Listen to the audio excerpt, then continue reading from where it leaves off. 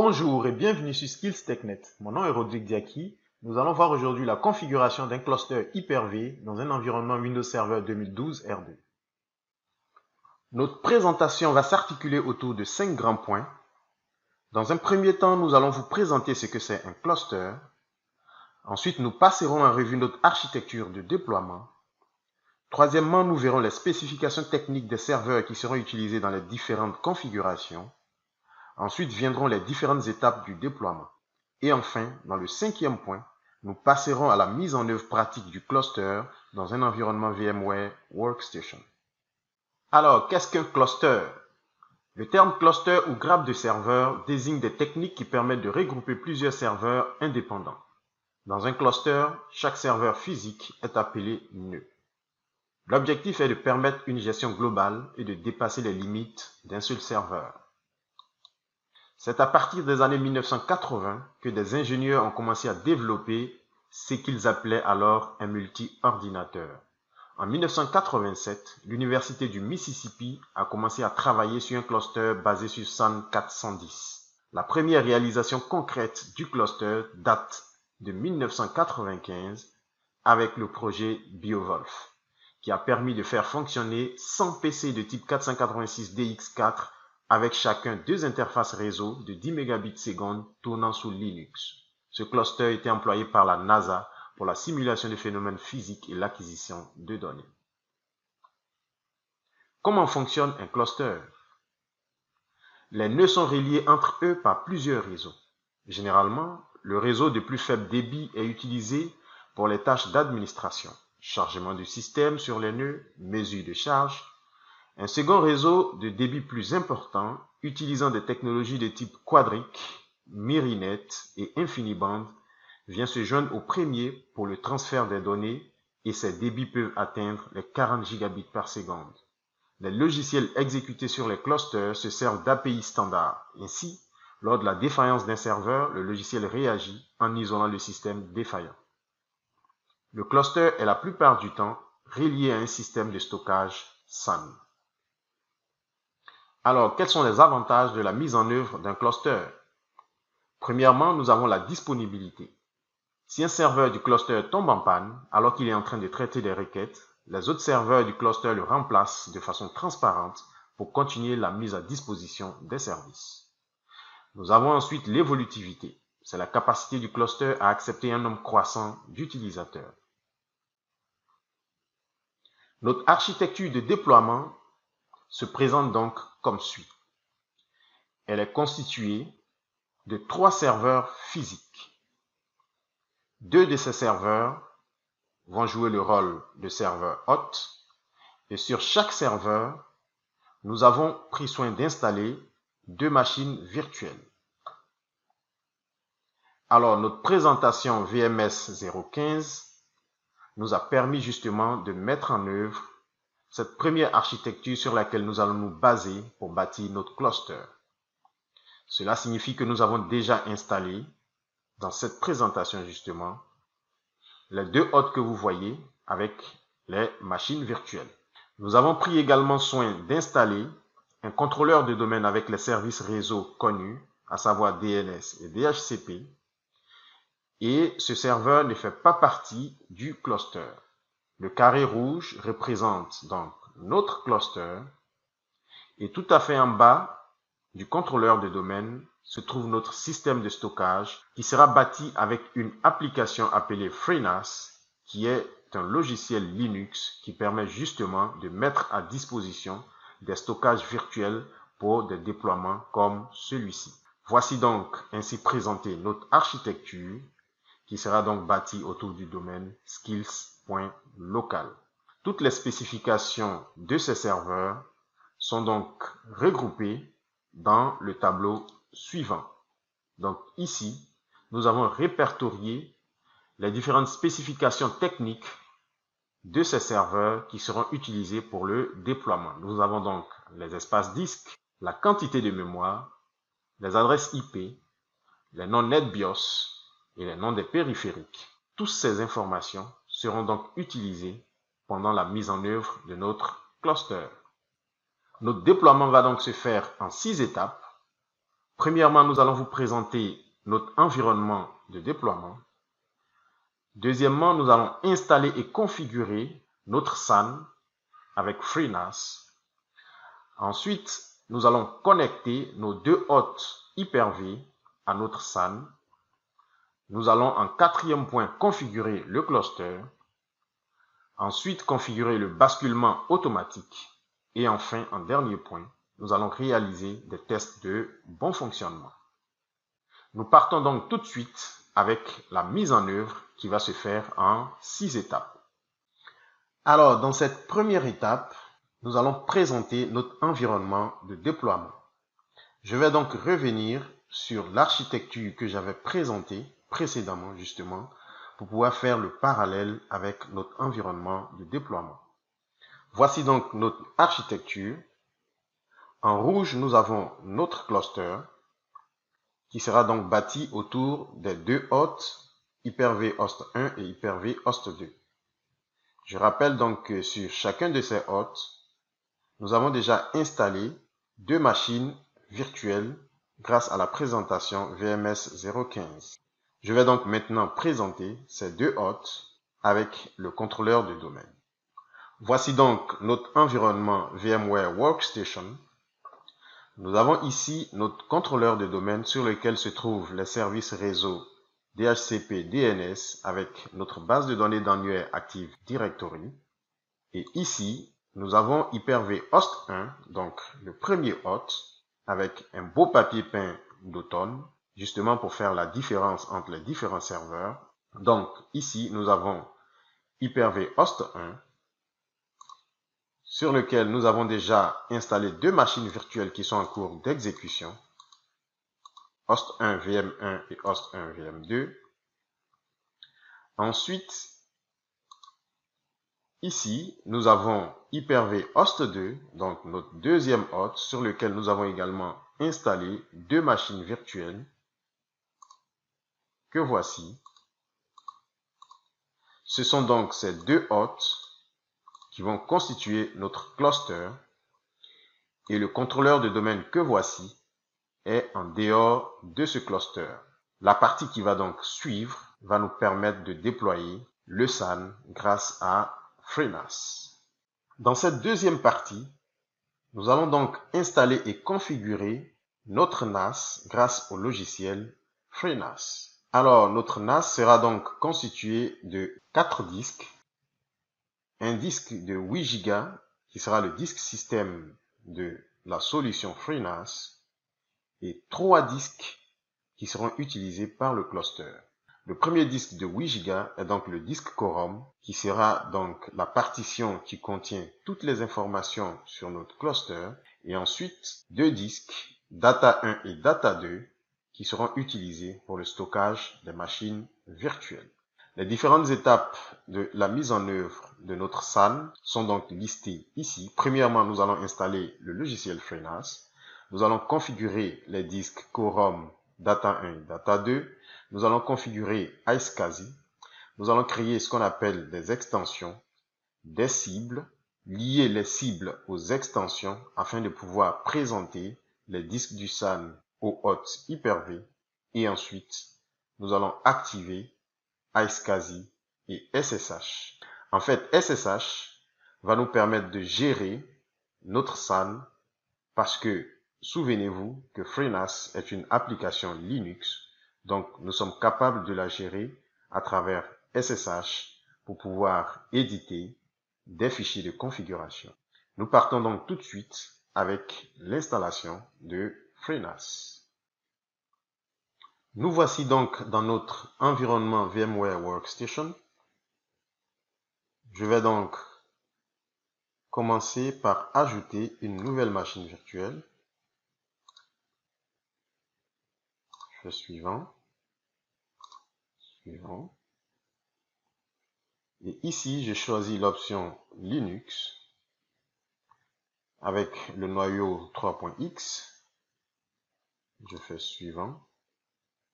Et je vais donner un nom à ma machine virtuelle FreeNAS.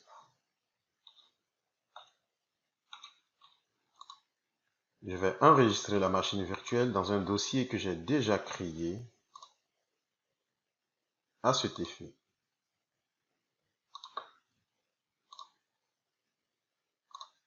Je fais suivant. Alors, je vais laisser 8 Go comme disque du système de notre NAS. Je choisis Store Virtual Disk as a single file. Je fais suivant. Je vais passer en revue les différents paramètres. Et ici, en termes de mémoire, je vais définir 1 Go. Et ensuite, je vais charger l'image ISO de notre logiciel FreeNAS. Voilà, donc FreeNAS 9.3. Je ferme donc cette fenêtre et je clique sur Terminer. Voilà, notre machine virtuelle apparaît ici.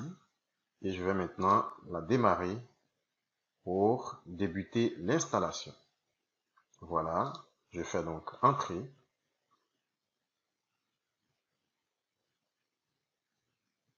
Donc, je rappelle juste que je démarre l'installation avec le disque système. Les 3 autres disques seront donc installés par la suite.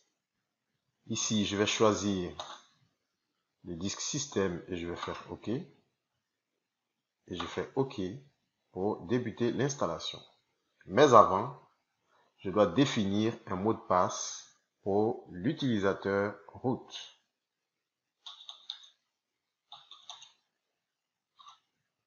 Je définis donc mon mot de passe et je fais OK pour démarrer l'installation. J'attends donc patiemment que l'installation se déroule.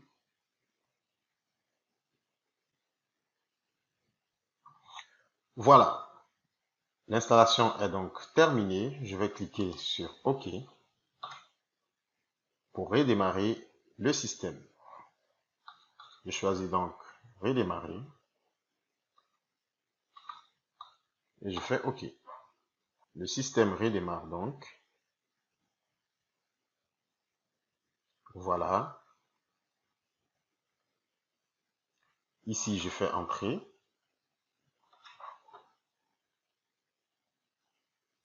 Voilà, l'installation est donc terminée. Nous passons maintenant à la phase de configuration. Mais là, nous remarquons que déjà, le système s'est attribué l'adresse IP 192.168.17.104 par DHCP parce que justement, notre contrôleur de domaine avec son DHCP est en cours d'exécution.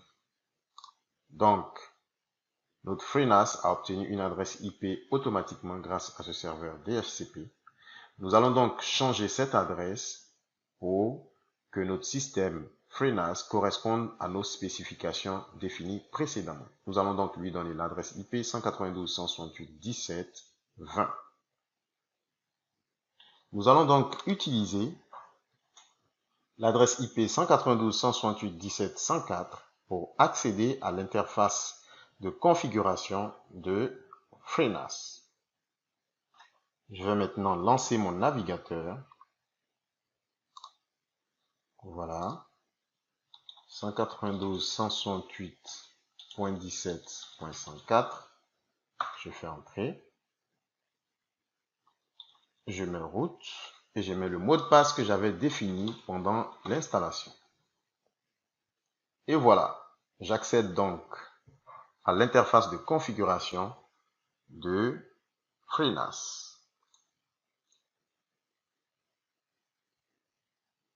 Je vais donc choisir le type de clavier. Je vais choisir le clavier anglais, vu que je suis très familiarisé avec ce type de clavier. Vous pourrez choisir le clavier que vous voulez en fonction de votre convenance. Vous pourrez également changer la langue pour vous permettre d'être plus à l'aise dans la configuration de FreeNAS. Donc, je vais choisir le clavier américain et je vais faire Exit. Voici donc l'interface de configuration de notre FreeNAS. Je vais commencer par changer le nom d'hôte.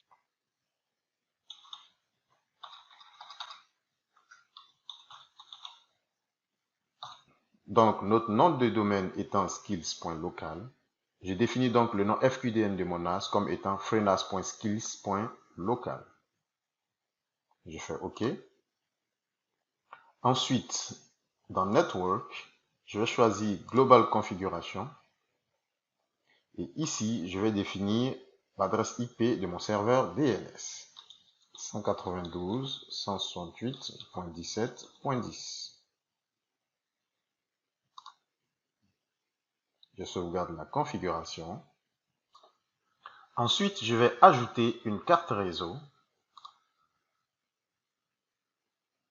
ce qui va justement me permettre de changer l'adresse IP que voici. Je fais donc Add Interface.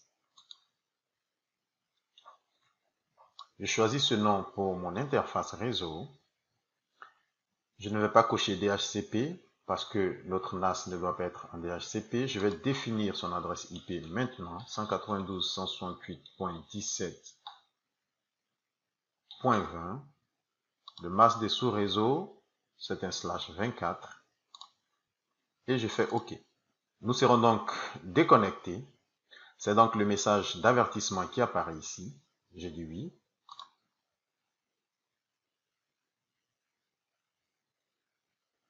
Voilà, j'ai un message de chargement. Voilà, j'ai donc un message d'erreur qui me dit une erreur est survenue. Je vais quand même fermer l'interface et démarrer une nouvelle fenêtre avec la nouvelle adresse IP 192.168.17.20. Je fais entrer et voilà. Notre interface s'ouvre à nouveau. Je peux me connecter avec mes accès route, avec mon mot de passe. Voilà, je retrouve donc mon interface pour continuer ma configuration. Après donc avoir fait cette configuration préliminaire du réseau, nous allons maintenant passer à la création des 3 disques qui seront utilisés par notre cluster. Je vais donc éteindre mon FreeNAS et aller dans VMware Workstation, ajouter manuellement les 3 disques avant de revenir dans l'interface de FreeNAS pour continuer la configuration. Je vais donc cliquer sur Shutdown pour éteindre FreeNAS. Je vais fermer mon navigateur et retourner dans mon interface VMware Workstation. Voilà.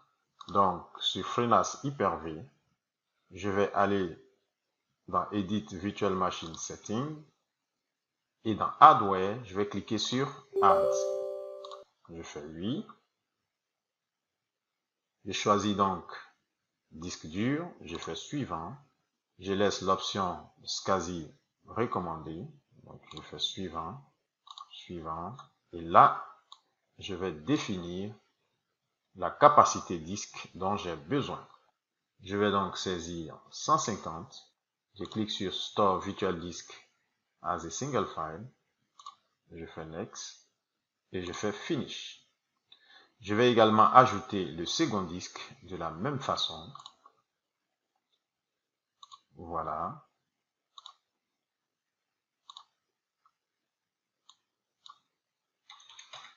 « 150. Suivant. Terminé.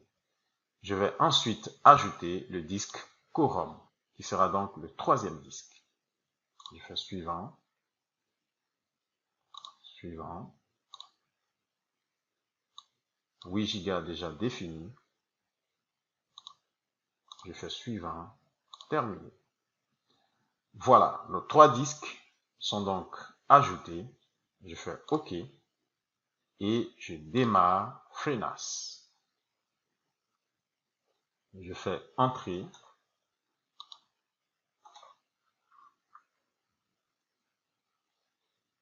Voilà, notre système a fini de démarrer. Je vais maintenant me connecter via mon navigateur.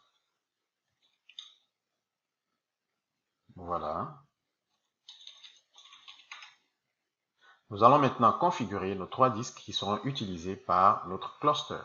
Mais avant, nous allons visualiser les 3 disques que nous venons d'ajouter. Je viens donc dans Storage et je clique sur View Disk. Voilà. Les 3 disques sont donc là. Les 2 disques de 160 Go et le disque de 8 Go qui va jouer le rôle de co-ROM. Je vais donc commencer par le disque co-ROM. Je clique sur Storage, Volume Manager, Manual Setup. Je vais donner un nom à mon disque. Il va porter le nom co-ROM. Voilà. Je le choisis ici et je clique sur Add Volume.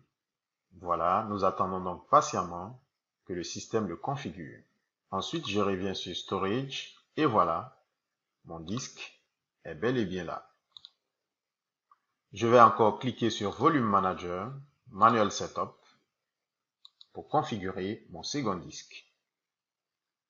Je vais l'appeler Data 1. Voilà. Et ici, nous remarquons que le premier disque que j'ai choisi a disparu. Donc, il ne nous reste plus que 2 disques à configurer. Je choisis donc le premier disque et je clique sur Add Volume. Voilà, le second disque est ajouté. Je vais enfin ajouter le dernier disque. Manual Setup, Data 2. Je choisis le disque et je fais Add Volume. Voilà. Voilà, nos 3 disques sont donc ajoutés. Je vais maintenant les monter pour les mettre à la disposition du système. Je vais donc commencer avec le disque co-ROM.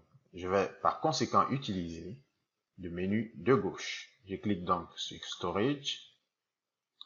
Voilà, je déroule Volume. Et ici, j'ai /mnt/co-ROM et je vais cliquer sur Change Permission. Et dans la fenêtre de droite, je vais cocher Windows pour permettre à mon système d'utiliser Windows justement pour gérer ce disque. Vu que nos machines virtuelles sont sous Windows, je vais donc utiliser l'option Windows. Et après, je clique sur Change.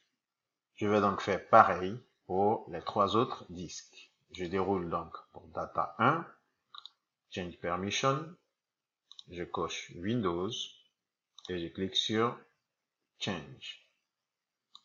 Data 2, Change Permission, Windows et Change. Voilà, j'ai donc terminé la première partie de configuration de mes 3 disques. Je vais maintenant passer à la configuration de iSCSI. La configuration de iSCSI va démarrer par l'ajout du Portal Group. Je vais donc aller dans Service, je déroule Service, je recherche iSCSI, voilà, et je clique sur l'onglet Portal, je fais Add Portal, dans Comment, je vais définir le nom du portal, je vais l'appeler Storage 1, donc voilà, Storage 1, je clique sur OK. Je vais également ajouter l'initiateur. Je fais Add Initiator. Je fais OK. Et je vais maintenant configurer les extensions. Ce sont donc les extensions qui vont nous permettre de faire la correspondance entre les disques physiques que nous avons installés et les disques logiques qui seront mis à la disposition du cluster Hyper-V. Je vais donc cliquer sur l'onglet Extend et je clique sur Add Extend. Ici, je vais donner le nom co-ROM.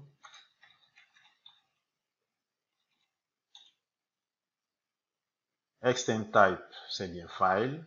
Ici, je vais cliquer sur Browse. Je déroule MNT. Et là, je choisis co-ROM. Et j'ajoute un /co-ROM derrière. N'oubliez pas ce /co-ROM, sinon vous aurez un message d'erreur. Voilà. Et ensuite, je vais définir la capacité de mon disque qui sera à 5 Go. Et je fais OK. Et voilà. Je vais ensuite ajouter Data 1 et Data 2 de la même manière. Voilà. data 1, je fais browse, mnt, data 1, slash, data 1. Je vais également définir la capacité de mon disque à 142 Go. Je fais OK. Je fais ajouter le dernier disque. Je fais browse. Voilà. Slash data 2. Et ici, je vais ajouter la capacité 142 Go. Et je fais OK. Voilà, je viens de créer les 3 extensions pour les 3 disques. Nous allons maintenant faire correspondre ces extensions à des cibles appelées targets. Je vais donc configurer les targets en cliquant sur Target, Add Target. Je vais donner un nom à mon target. Donc pour quorum, je vais toujours choisir quorum. Voilà. Je vais laisser l'option alias vide. Et dans Portal Group, souvenez-vous, nous avions créé un Portal Group. Je vais donc dérouler et cliquer sur Storage. Je vais également choisir le groupe Initiator que nous avions également créé. Et je fais OK. Voilà, je vais ajouter également pour le disque data 1. Voilà, data 1. Portal Group Storage 1, Initiator 1. Et je fais OK. Voilà. Je vais également ajouter un target pour le dernier disque. Portal Group, Initiator, et je fais OK. Voilà, les extensions sont créées, les targets sont créés. Je vais maintenant faire correspondre ces 2 éléments pour pouvoir créer les disques qui seront mis à la disposition de nos machines virtuelles. Je vais donc dans l'onglet Associated Target, je fais Add, je laisse l'une à Auto, je déroule Target, je choisis Quorum, je déroule Extension et je le fais correspondre à Quorum et je choisis OK. Je fais également la même chose pour le data 1. Voilà. Et pour data 2. Et voilà, la correspondance a bien réussi. Je vais maintenant activer SSH et iSCSI. Je vais donc dans Service, Contrôle Service. Voilà, tous les services du NAS sont donc répertoriés ici. Seul le service Smart est en cours d'exécution. Je vais maintenant démarrer le service SSH. Voilà, SSH a démarré. Je vais également démarrer le service iSCSI pour activer les différents disques que nous venons de configurer. Voilà, alors ici nous avons un message d'erreur qui dit que le service iSCSI ne peut pas être démarré. En fait, dans la version 9.3 de FreeNAS, il y a eu une erreur de programmation qui génère justement ce message d'erreur après les différentes configurations. Nous allons donc partir dans le code du logiciel et corriger cette erreur avant de continuer. Cela va donc nous permettre de démarrer iSCSI pour terminer la configuration de FreeNAS. Pour me connecter donc au système d'exploitation de FreeNAS, vu que c'est un serveur Linux, je vais utiliser WinSCP comme nous avons eu déjà à le faire dans nos vidéos Linux. Je vais donc lancer WinSCP. Je vais saisir ici l'adresse IP de mon serveur FreeNAS, le nom d'utilisateur est en route, je mets le mot de passe et je fais entrer. Voilà, le mot de passe est refusé parce qu'il y a un paramètre qui nous manque dans FreeNAS. Je vais donc retourner dans FreeNAS, cliquer sur la configuration de SSH et cocher l'option Login as root with password. Je coche cette option, je fais OK et je reviens dans WinSCP. Je vais annuler et reprendre. Voilà, 192, 168, 17, 20, route. Je mets le mot de passe et je fais entrer. Et voilà, nous sommes donc dans le système d'exploitation de FreeNAS pour corriger l'erreur de démarrage de iSCSI. Je vais donc me rendre à la racine. Voilà, nous sommes donc à la racine dans USR, local, libexec, NAS, et ensuite je vais éditer le fichier generatectlconf.py.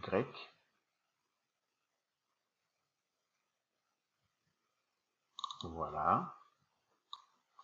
Et dans ce fichier, je vais me rendre à la ligne 64. Voilà, là nous sommes à la ligne 35. Voilà, nous avons les indications ici. Donc je cherche la ligne 64. Et voilà. Voici donc la ligne concernée par notre message d'erreur. Voilà, donc ici, je vais juste corriger cette ligne, là où c'est écrit elif initiator.iSCSI, je vais juste ajouter in, voilà, et je vais enregistrer mon fichier. Voilà, je vais fermer le fichier, voilà. Ensuite, je vais retourner dans l'interface de FreeNAS et démarrer iSCSI. Je clique sur démarrer. Et voilà, iSCSI a démarré. Ceci met donc fin à la configuration de FreeNAS. À ce stade, les 3 disques que nous avons configurés sont prêts à être utilisés par notre cluster. Nous passons donc à la 3e étape de notre déploiement. Avant donc d'aborder cette 3e étape, nous allons faire un petit récap afin de mieux comprendre la suite du déploiement. Nous allons donc revenir sur notre architecture de mise en œuvre. Voici donc l'architecture sur laquelle nous sommes en train de travailler. À ce stade, les 2 hôtes sont déjà configurés avec sur chacun d'eux 2 machines virtuelles. Le contrôleur de domaine est déjà configuré. Nous venons de configurer à l'étape 2 le système de stockage réseau grâce au logiciel FreeNAS. En effet, le système de stockage réseau va nous permettre de stocker toutes les machines virtuelles du cluster. Il faut rappeler que chaque hôte possède 2 machines virtuelles qui sont enregistrées localement sur son disque dur. Nous allons donc, lors de la configuration du cluster, déporter ces machines virtuelles enregistrées en local vers le stockage réseau. La suite du déploiement va nous permettre de connecter chaque hôte au stockage réseau. Et ensuite, nous allons bâtir notre cluster autour de ce stockage. Nous partons donc tout de suite avec l'étape numéro 3, pendant laquelle nous allons connecter lot 1 et lot 2 au stockage réseau FreeNAS. Avant donc de commencer, nous allons configurer FreeNAS dans notre système DNS pour faciliter la communication entre FreeNAS et nos 2 hôtes Hyper-V host 1 et Hyper-V host 2. Ici, je suis donc sur le contrôleur de domaine qui abrite notre système DNS. Je vais lancer le gestionnaire de serveur. Je vais dans Outils, DNS. Et ici, dans la zone de recherche directe, je vais donc ajouter un enregistrement de type A pour notre stockage FreeNAS. Là, je saisis donc le nom NetBIOS. Voilà, je mets l'adresse IP 192.168.17.20. J'ai créé un pointeur associé et j'ai fait ajouter. Voilà, notre FreeNAS vient donc d'être ajouté dans notre système DNS. Je vais cliquer sur actualiser.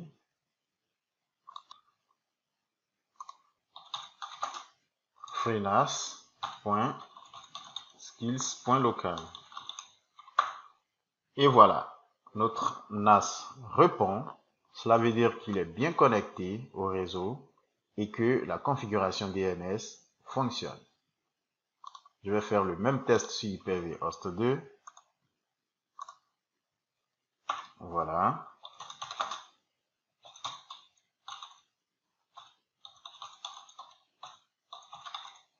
Et voilà. Voilà, nous avons le même résultat. Nous pouvons donc commencer notre configuration. Je vais donc me mettre sur IPv-host 1, lancer notre gestionnaire de serveur. Dans Outils, je vais rechercher l'initiateur SCSI. Voilà. Alors ici, j'ai un message qui apparaît, qui n'est pas un message d'erreur en tant que tel, parce que le service qui gère iSCSI est par défaut arrêté.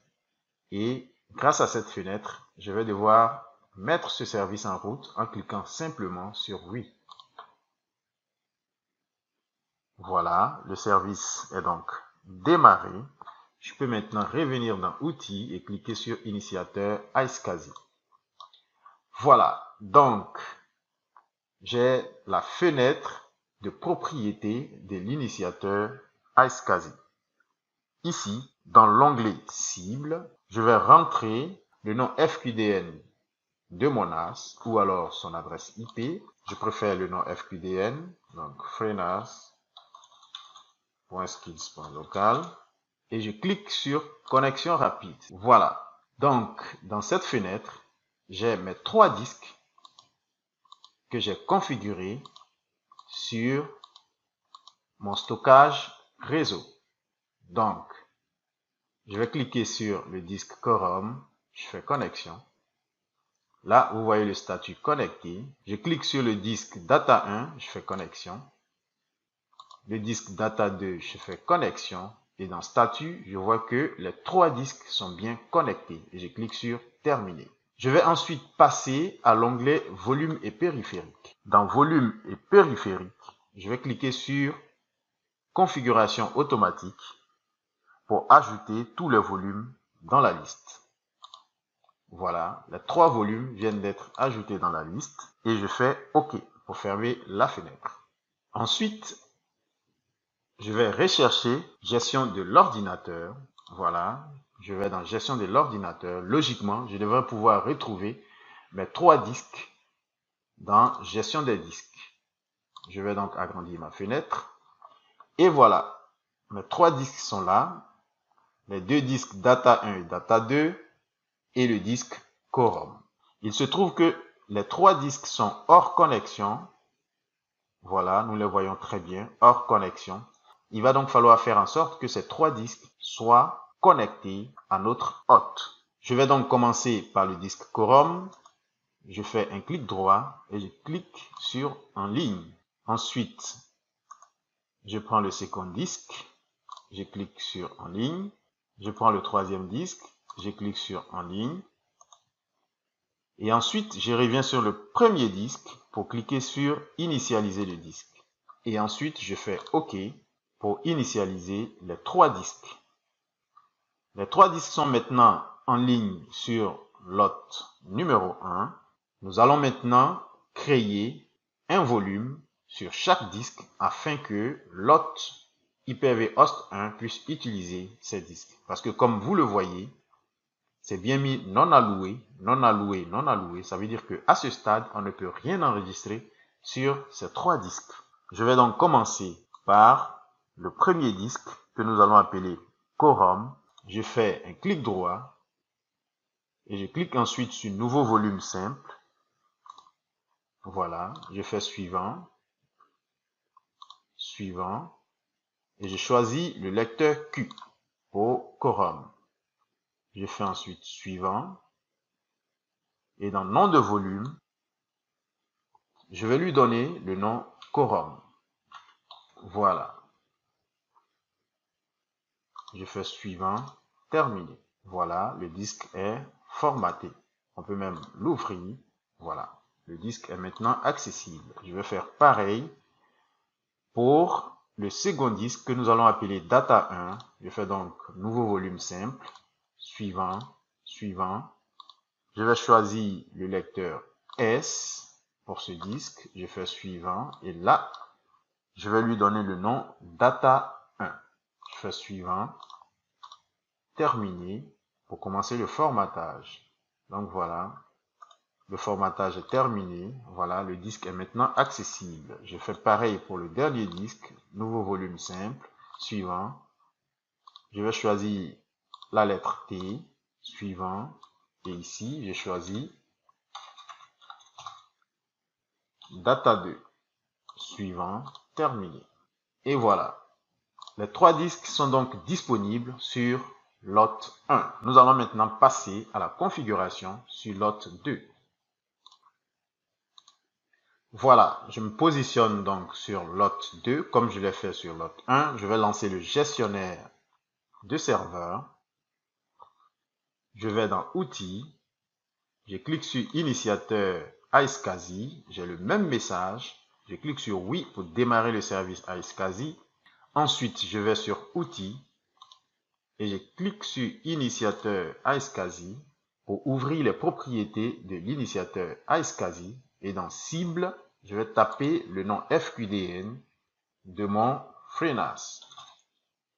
Voilà, FreeNAS.skills.local.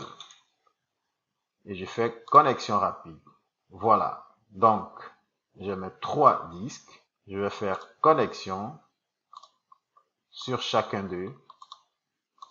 Et je clique sur terminer. Ensuite, dans volume et périphérique, je vais cliquer sur configuration automatique pour faire apparaître mes 3 disques et je fais OK. À ce stade, les disques doivent maintenant être disponibles dans le gestionnaire de l'ordinateur dans la partie disque dur. Je vais donc faire Outils, gestionnaire de l'ordinateur. Je vais agrandir la fenêtre, je clique sur gestion des disques. Et voilà, nos 3 disques sont donc là. Et ici, je vais les mettre en ligne également, comme je l'ai fait sur lot 1. Donc, clic droit en ligne. Et voilà. Ici, nous n'avons pas besoin de les formater, puisque les disques ont été déjà formatés depuis lot 1. Je peux simplement les ouvrir. Voilà. Voilà. Donc, nos 2 hôtes sont maintenant connectés sur notre système de stockage réseau. Cela nous permet de continuer la configuration avec l'étape numéro 4. Alors, c'est ici à l'étape numéro 4 que démarre réellement la configuration de notre cluster. Cette étape va donc se faire en 3 phases. Premièrement, nous allons valider les paramètres des 2 hôtes. Nous allons créer le cluster de basculement et nous allons ensuite créer les volumes partagés. Je vais donc commencer la configuration par lot Hyper-V host 1. Je vais donc lancer le gestionnaire de serveur. Je vais dans Gérer, Ajout des rôles et fonctionnalités, suivant, suivant, suivant.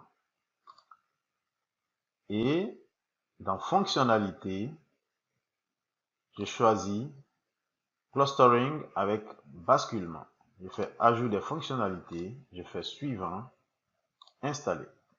Nous attendons donc patiemment que cette fonctionnalité soit installée sur notre hôte numéro 1. Voilà, l'installation est donc terminée vu que j'ai le message installation réussie sur Hyper-V host 1. Je vais cliquer sur Fermer. Ensuite, je vais me rendre sur lot 2 et faire la même chose. Je vais donc cliquer sur Gérer, Ajout des rôles et fonctionnalités, suivant, suivant, suivant, et dans Fonctionnalités, Je choisis clustering avec basculement. Je fais suivant, installer.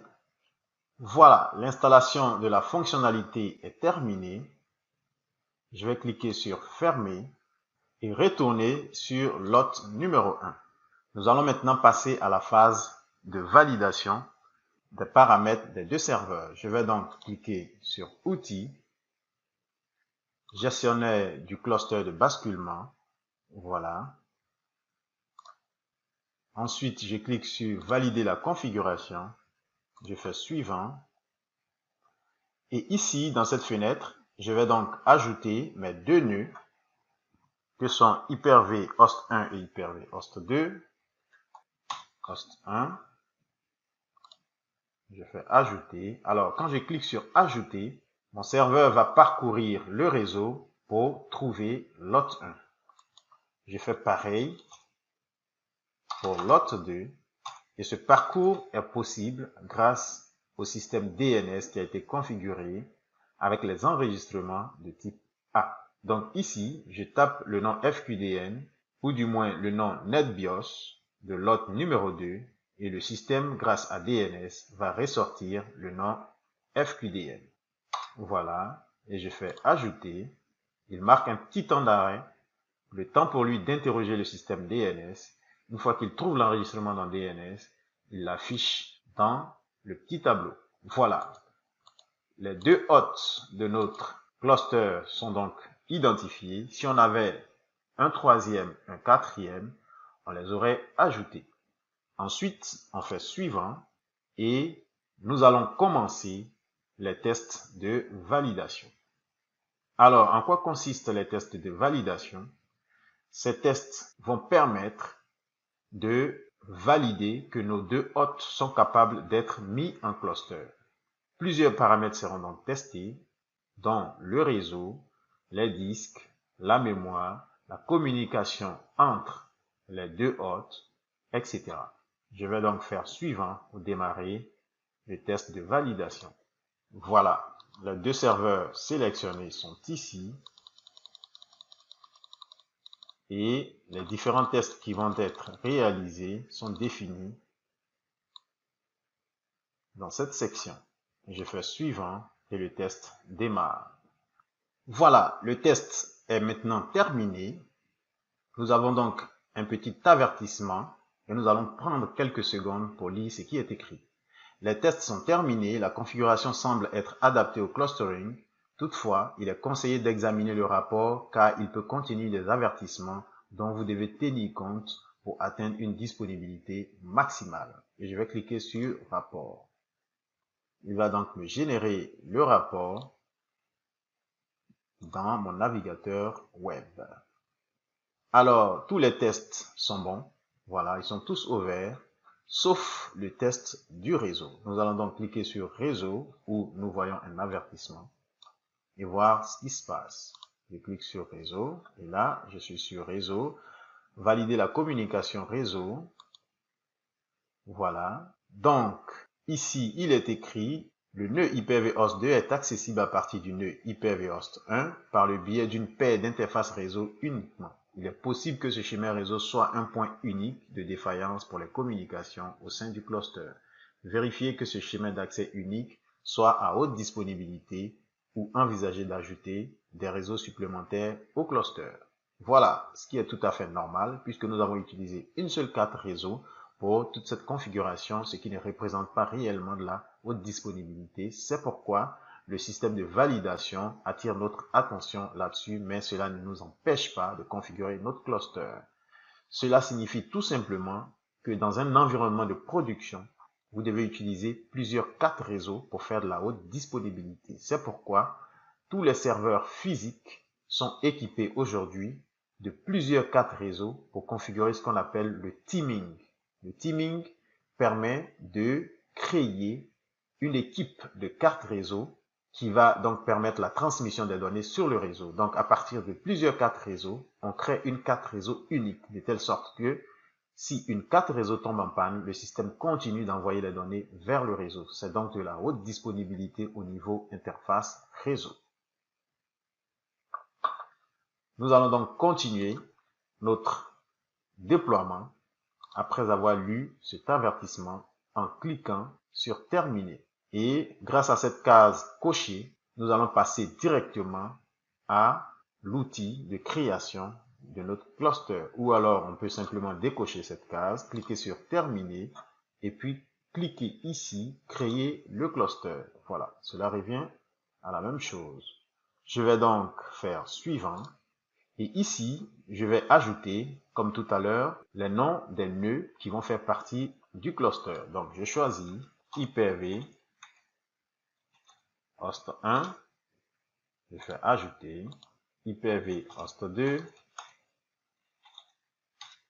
je fais ajouter et je fais suivant. Et ici, nous allons maintenant donner un nom à notre cluster. Je vais donc saisir Hyper-V cluster, qui sera le nom de notre cluster. Et là, nous allons dans le réseau 192.168.17.0, qui est notre sous-réseau de travail. Je vais donner une adresse IP à notre cluster conformément à notre tableau de spécification technique. Dans ce tableau, nous avions dit que le cluster aurait l'adresse IP 192.168.17.50. Je vais donc saisir 50. Je fais suivant. Voilà. Et ici, c'est écrit « Ajouter la totalité du stockage disponible au cluster ». Je choisis donc cette fonctionnalité, je fais suivant. Et la configuration du cluster démarre. Voilà, la création étant terminée, je vais cliquer sur « Terminer ». Et voilà, notre interface de cluster est donc alimentée par des informations que nous allons exploiter. Donc ici, je vois bien le nom FQDN du cluster, Hyper-V cluster. Je vais dérouler cette fenêtre. Voilà. Ici, nous avons l'option rôle. Là, nous avons nos deux nœuds qui sont donc en service, en cours d'exécution. Ici, nous avons les disques qui ont été ajoutés, donc automatiquement, puisque j'avais coché l'option d'ajout des disques. Donc ici, le premier disque, c'est le disque quorum. Donc c'est bien écrit, disque témoin dans le quorum. C'est donc le disque avec la plus petite capacité. Et les deux autres disques sont donc nos disques de stockage qui vont stocker nos machines virtuelles comme nous l'avons déjà expliqué. Alors, je vais juste rappeler que cette configuration a été faite sur Hyper-V host 1. Mais pour la création de cluster, nous n'avons rien à faire sur Hyper-V host 2. Ici, tout ce que nous avons fait, c'est d'ajouter le rôle cluster de basculement. Après quoi, toute la configuration se passe sur Hyper-V host 1. Nous allons maintenant passer à la phase de création du volume partagé. Donc, le volume partagé, c'est donc le volume que tous les hôtes qui font partie du cluster vont partager pour stocker les données. Ce volume, il faut le créer et c'est ce que nous allons faire. Alors ici, avec nos trois disques, nous savons que le disque quorum ne sera pas utilisé parce que lui, c'est un genre de disque système utilisé par le cluster. Nous n'avons donc rien à faire sur ce disque. Nous allons maintenant utiliser les deux autres disques pour créer le volume partagé. Je vais donc faire un clic droit sur le disque numéro 2 et cliquer sur « Ajouter au volume partagé du cluster ». Voilà, donc attribué à volume partagé de cluster. Ensuite, je fais la même chose sur le disque numéro 3 et voilà. Pour le disque quorum, vous voyez que quand je fais clic droit, cette option n'existe pas. Voilà. Nous venons donc de créer nos deux volumes partagés. Après donc la création des volumes partagés, nous pouvons maintenant accéder au NAS directement en passant par chaque hôte. Donc à partir du hôte numéro 1, je vais aller sur le disque C et ici, il y a un dossier qui s'est créé appelé Cluster Storage. Je clique dessus et là, j'ai mes deux volumes. Donc ça, c'est le premier disque du cluster et là, c'est le deuxième disque du cluster. Je peux retrouver ces deux volumes sur Hyper-V host 2 également en cliquant ici sur le C, Cluster Storage, volume 1, voilà, et volume 2. Voilà. Après donc cette étape, il nous reste maintenant à faire en sorte que nos machines virtuelles qui existaient déjà sur chaque hôte soient prises en charge par notre système de cluster. Je vais donc lancer mon gestionnaire Hyper-V, voilà, deux machines virtuelles host 1 VM1 et host 1 VM2 pour Hyper-V host 1 et sur Hyper-V host 2, je vais lancer mon gestionnaire Hyper-V et voilà, j'ai host 2 VM1, host 2 VM2. Il faut maintenant que ces 4 machines virtuelles soient prises en compte par notre système de cluster. Je vais donc retourner sur Hyper-V host 1 dans mon gestionnaire de cluster. Dans la partie rôle, je vais faire un clic droit, configurer un rôle, suivant, et je vais rechercher le rôle ordinateur virtuel. Voilà, je fais suivant, et nos 4 machines virtuelles sont automatiquement identifiées par notre système de cluster. Je vais donc les choisir et je vais faire suivant, suivant, et les 4 machines vont être ajoutées à notre cluster. Et voilà, je fais terminer. Voilà, donc les 4 machines sont ajoutées à notre système de cluster. Il va falloir maintenant les démarrer. Mais avant de les démarrer, souvenez-vous que chaque machine virtuelle a été enregistrée en local sur chaque hôte Hyper-V. Il va donc falloir déplacer ces machines virtuelles dans le stockage FreeNAS à partir des différents volumes qui ont été créés. Je vais donc déplacer les 2 premières machines et ensuite déplacer les 2 dernières machines. Donc ici pour l'hôte 1, donc Hyper-V host 1, nous allons juste revoir les différents dossiers d'enregistrement. Donc les machines virtuelles ont été enregistrées dans le dossier VMS. Donc la première machine virtuelle est enregistrée dans ce dossier. Voilà. La seconde dans celui-ci. Et pour les disques durs, le premier disque est ici pour la première machine virtuelle et le second disque pour la seconde machine virtuelle. Sur l'hôte numéro 2, c'est donc la même configuration. Voilà, les 2 disques sont ici. Et les 2 machines virtuelles dans ce dossier. Avant donc de faire le déplacement, nous allons nous rendre sur le volume qui se trouve dans Cluster Storage, volume 1, et créer 2 dossiers pour les 2 machines virtuelles de Hyper-V host 1 que nous avons donc appelé host 1 VM1. Voilà.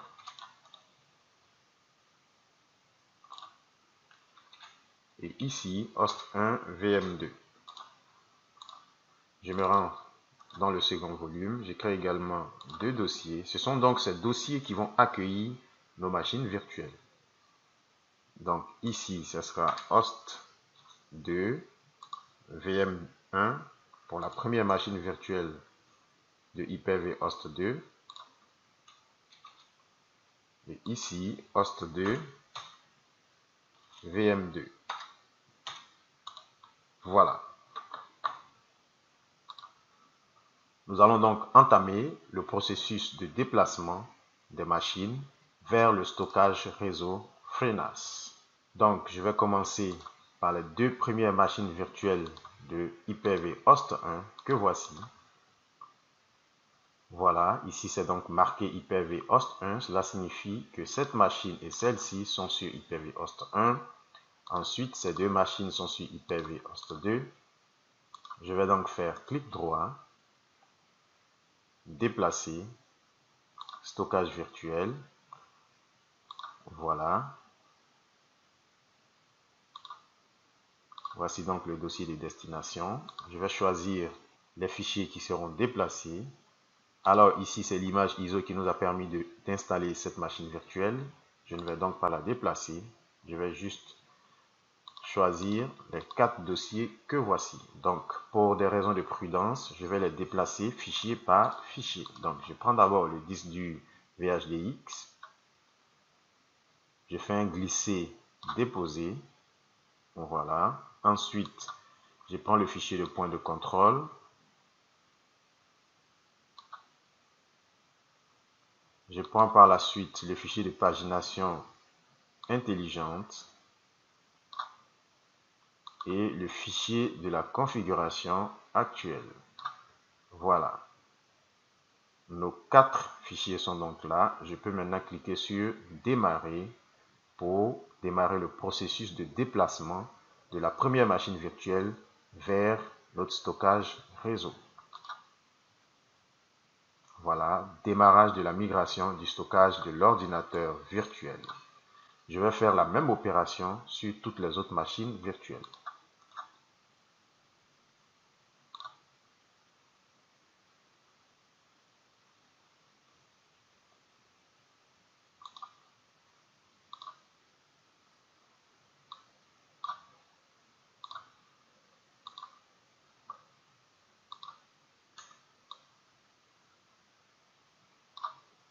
Voilà le disque VHDX pour la deuxième machine virtuelle, le fichier de point de contrôle,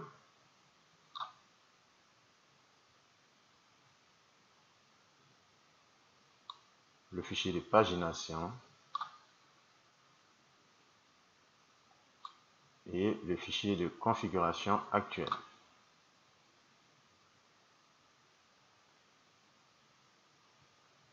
Voilà, et je clique sur démarrer.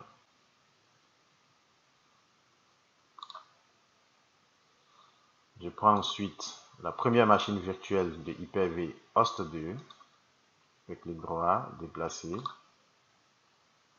Voilà. Cette fois-ci, c'est le volume 2. Je prends donc le disque dur virtuel.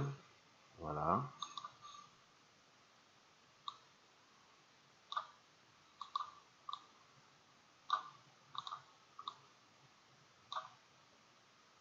Je clique sur démarrer. Je prends ensuite la dernière machine virtuelle.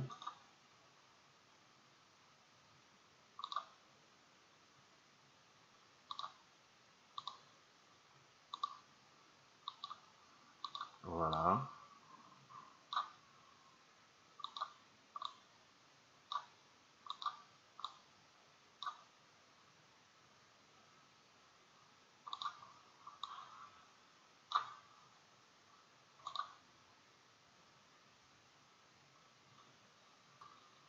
Voilà, donc le processus est lancé. Nous attendons donc qu'il finisse afin de continuer notre configuration.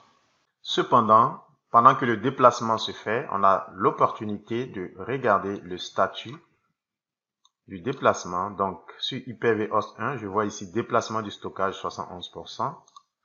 Sur Hyper-V host 2, je vois déplacement du stockage 66% pour la première VM et 60% pour la VM2.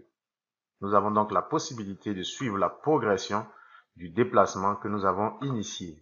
Sur Hyper-V host 1, je remarque que le déplacement de la première machine virtuelle est terminé. Il reste la seconde machine. Voilà. Donc, grâce à cette interface conviviale de Hyper-V Manager, vous avez donc la possibilité de suivre l'état du déplacement de vos machines virtuelles vers le stockage réseau. Voilà, le déplacement est donc terminé. Nous allons juste vérifier dans les différents dossiers locaux que nos disques ne sont plus là. Voilà, donc je vérifie dans VHDX, les disques ne sont plus là. Je vérifie également dans les dossiers machines virtuelles, voilà, les dossiers sont vides. Et voilà, cela signifie que nos disques et nos machines virtuelles ont été déplacés avec succès. Et pour terminer cette partie, Nous allons ajuster les paramètres de nos différents hôtes. Donc ici, sur Hyper-V host 2, je vais faire clic droit paramètres Hyper-V et ajuster les dossiers des disques et machines virtuelles. Donc vous convenez avec moi que désormais, ces dossiers doivent pointer dans le stockage réseau. Voilà.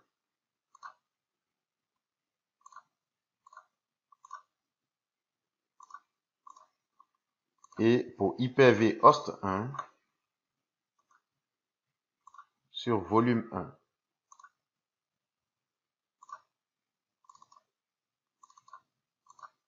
Voilà.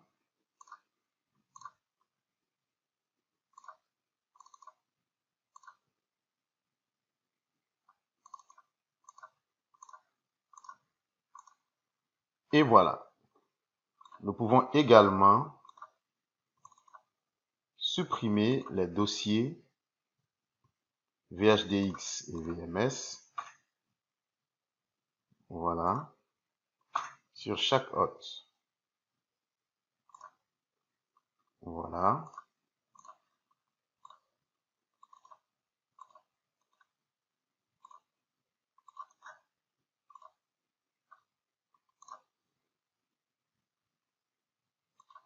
Et voilà.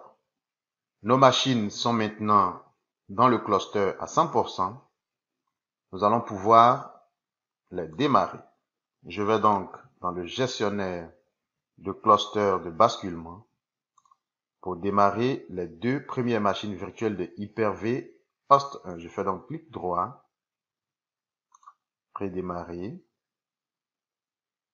Voilà, démarrage en cours. Clic droit, redémarrer. Je vais également redémarrer les deux machines virtuelles de Hyper-V host 2. Donc je fais clic droit, redémarrer. Le fait que les machines démarrent sans problème veut déjà dire que la configuration a réussi.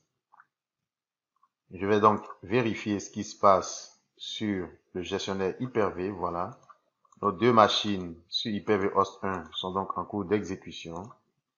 Sur Hyper-V host 2, les deux machines virtuelles sont également en cours d'exécution. Ainsi prend fin donc l'étape numéro 4 de notre déploiement. Nous passons maintenant à l'étape numéro 5, qui est l'étape cruciale des différents tests de fonctionnalité. Cela va démontrer que notre configuration a réussi ou non.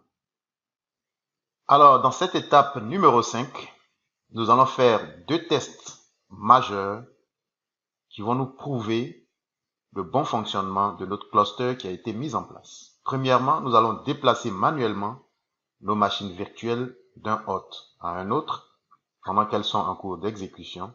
Et deuxièmement, nous allons faire un test de basculement automatique par la mise hors tension d'un hôte. Nous partons donc tout de suite avec le premier test.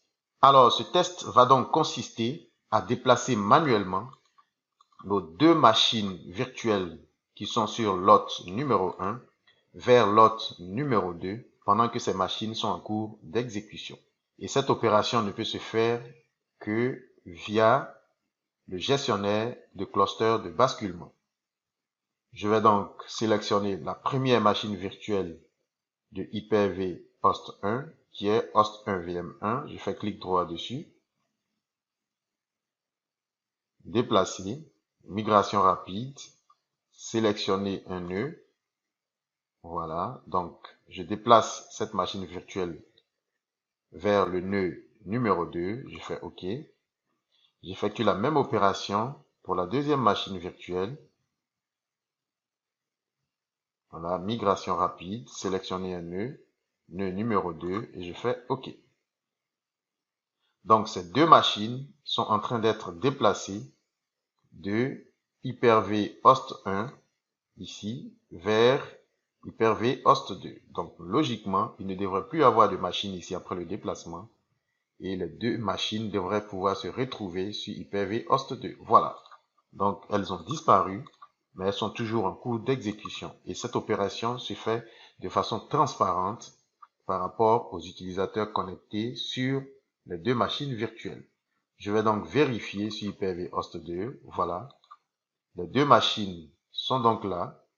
Il s'agit des host 1 VM1 et host 1 VM2 qui se sont retrouvés sur Hyper-V host 2 en cours d'exécution également. Voilà. Je vais les ramener sur leur hôte d'origine en utilisant notre même console de gestionnaire de cluster de basculement. Donc ici, dans nœud propriétaire, on voit que toutes les machines virtuelles se retrouvent sur Hyper-V host 2. Nous allons les ramener sur le host d'origine. Je vais donc faire clic droit sur host 1 VM1 comme je l'ai fait tout à l'heure. Migration rapide, sélectionner un nœud, voilà. Je fais OK. Je prends host 1 VM2, déplacer, migration rapide, sélectionner un nœud, host 1 et je fais OK. Donc les machines vont disparaître d'ici pour revenir à leur nœud d'origine ici. Donc ça, c'est le premier test manuel que nous sommes en train d'accomplir. Après, nous allons faire le test de basculement automatique au cours duquel nous allons carrément éteindre un des deux hôtes. Donc, nous allons éteindre Hyper-V host 2 et logiquement, les deux machines virtuelles de Hyper-V host 2 devaient pouvoir se déplacer automatiquement sans intervention manuelle vers Hyper-V host 1. Voilà, donc les deux machines virtuelles sont donc là. Voilà, elles sont en cours d'exécution sur Hyper-V host 1. Elles sont revenues à leur état d'origine. Nous allons maintenant faire le deuxième test qui est vraiment le plus important parce que l'objectif du cluster, c'est de faire en sorte que si un hôte est en panne, les machines virtuelles se déplacent automatiquement vers les autres nœuds du cluster. C'est ça l'objectif du cluster. Nous allons donc faire ce test majeur au cours duquel nous allons éteindre manuellement Hyper-V host 2 et logiquement, les deux machines de Hyper-V host 2 devraient pouvoir se retrouver sur Hyper-V host 1. Donc ici, on devrait avoir 4 machines virtuelles. Voilà, je me mets donc sur Hyper-V host 2 et je vais arrêter Hyper-V host 2. Je vais donc faire arrêter pour simuler une panne brusque. Voilà, je fais continuer. Et voilà, la machine s'arrête. Et nous nous mettons sur Hyper-V host 1 pour observer ce qui va se passer. Nous restons donc patients. Voilà, la machine est donc toujours en cours d'arrêt. Et voilà, je reviens sur Hyper-V host 1. Nos deux machines virtuelles qui étaient sur Hyper-V host 2, les voici. Elles ont été migrées automatiquement sur Hyper-V host 1. Voilà, le serveur est toujours en cours d'arrêt, mais avant de s'arrêter, il va enclencher lui-même le processus de déplacement de ces machines virtuelles vers l'hôte disponible avant de s'arrêter. Notre configuration fonctionne donc et nous pouvons faire l'inverse en arrêtant Hyper-V host 1 et logiquement toutes ces machines virtuelles qui sont ici devraient pouvoir se retrouver sur Hyper-V host 2. Nous allons donc ajouter ce troisième test pour confirmer le bon fonctionnement de notre cluster. Nous avons ensuite remis en route Hyper-V host 2 et nous allons faire le test dans le sens inverse. Voilà. Les 4 machines virtuelles sont donc en ce moment sur Hyper-V host 1, donc sur le premier nœud, et nous allons éteindre manuellement ce nœud pour simuler une panne et logiquement, ces 4 machines devaient pouvoir basculer sur Hyper-V host 2, ici dans l'interface du gestionnaire Hyper-V. Nous allons donc passer tout de suite à cette dernière phase de nos tests. Voilà. J'amorce donc le processus d'arrêt de notre hôte. Je clique sur arrêter.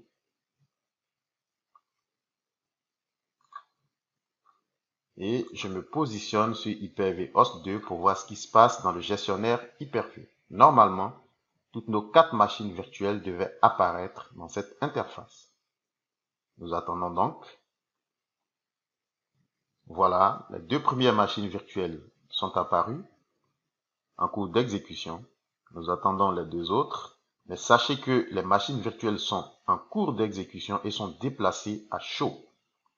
C'est vraiment cela la puissance du système de clustering. Les utilisateurs qui sont connectés sur ces machines ne devraient pas se rendre compte du basculement qui se fait d'un node à un autre.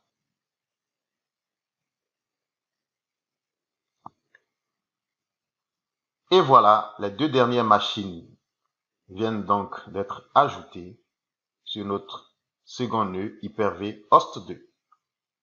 Notre système de basculement automatique est donc fonctionnel. Nous pouvons dire que notre cluster fonctionne normalement et est en très bonne santé. Ce qui met fin à notre présentation sur la mise en œuvre d'un cluster dans un environnement Hyper-V Windows 2012. Merci de nous avoir suivis et à très bientôt pour une nouvelle vidéo.